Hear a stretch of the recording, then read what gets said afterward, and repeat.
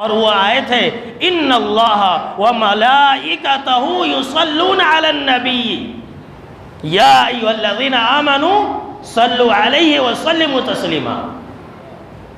اس کا جو معنی ہے وہ یہی ہے کہ ان اللہ، بے شک کہ اللہ، دیکھیے اللہ کیا کہہ رہا، بے شک کہ اللہ اور فرشتے یصلون علی النبی، نبی صلی اللہ تعالیٰ علیہ وسلم کے اوپر درود اور سلام بھیجتے ہیں۔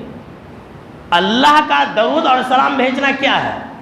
یہی ہے جو میں نے کہا کہ اللہ جو ہے فرشتوں کے سامنے میں آپ کی تعریف کرتا ہے، اور جو فرشتے درود بھیجتے ہیں، اس کا معنی یہ ہے کہ جب اللہ فرشتوں کے سامنے میں یہ تعریف کرتا ہے، آپ صلی اللہ تعالیٰ علیہ وسلم کی تعریف کرتا ہے، تو فرشتے آپ صلی اللہ تعالیٰ علیہ وسلم کے درجات کی بلندی کی دعا کرتے ہیں۔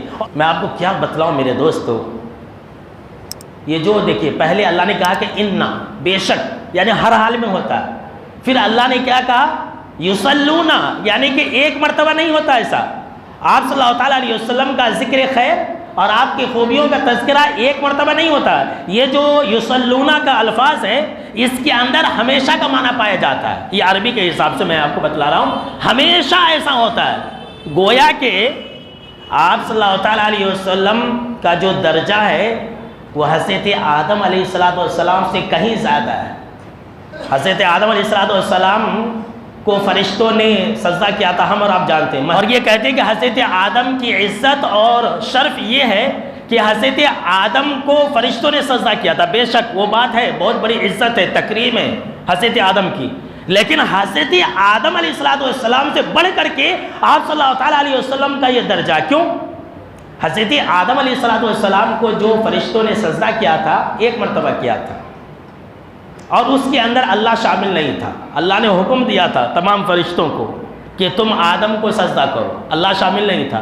لیکن جو نبی صلی اللہ تعالیٰ علیہ وسلم کے اوپر درود اور سلام کا تذکرہ ہے، وہ کیا ہے؟ اللہ خود شامل ہے اس کے اندر، سبحان اللہ۔ اللہ خود آپ کے اوپر رحمتیں نازل کرتا ہے، اللہ خود آپ کی تعریف کرتا ہے، اللہ خود آپ کی خوبیوں کا تذکرہ کرتا ہے، اور یہ ایک دن نہیں ہے۔